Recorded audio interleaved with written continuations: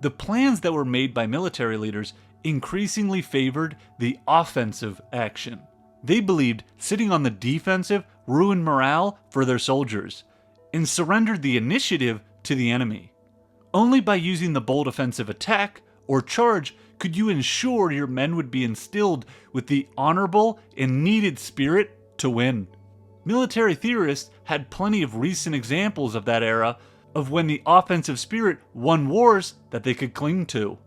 In the American Civil War from 1861 to 1865, most of the fighting and battles occurred in Southern territory. To those theorists, that's why the South lost.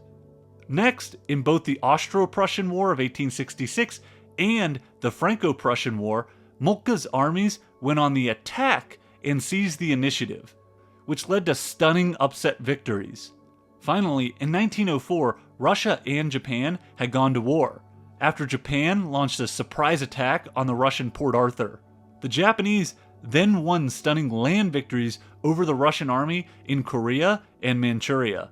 Military thinkers saw the Japanese army's willingness to take heavy casualties and keep attacking, then winning, as proof that the offensive war was the correct way to wage and win a war.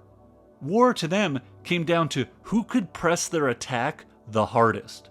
That is why when each of the nations prepared for war, they planned for an offensive move.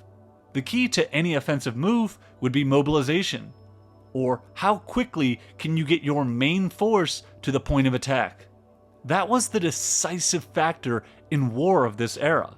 Like I said, Prussia defeated France in 1870 because they could mobilize fast and strike hard.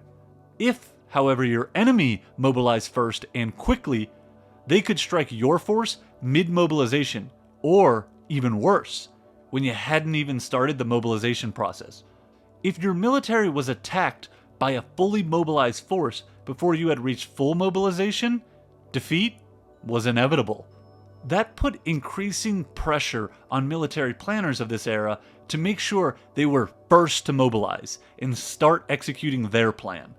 Because they felt if they didn't get their operation going first, the enemy would have all the initiative and end up winning the war.